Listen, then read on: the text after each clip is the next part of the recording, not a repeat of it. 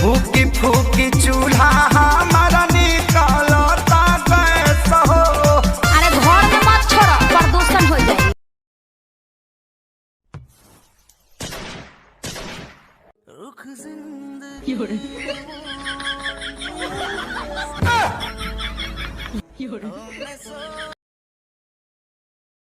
तोहरा मांग में से नूर हम भरा। ई कना सरकारी स्कूल का फार्म ना हो जे भरे खातिर तैयार बारा।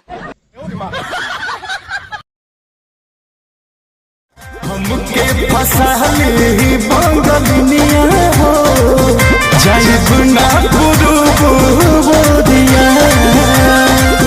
भल नहीं करब हम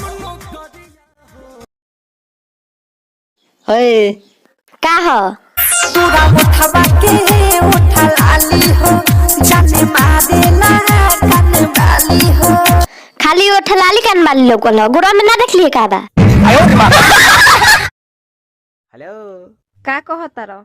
सुननी ह जानू कदो देवे जइबू के पढ़ले बानी हम त पेपर तहर मौसा दिहन का?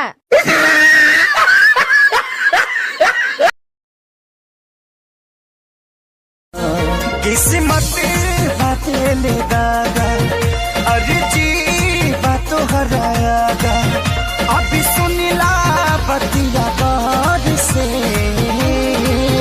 बस ये तने कराए राम जी दिल लागे नयब के हुआर से बस ये तने कराए राम जी कौने बदरा से कजरा चुरैलू कौने फूलवा से खुशबू मंगैलू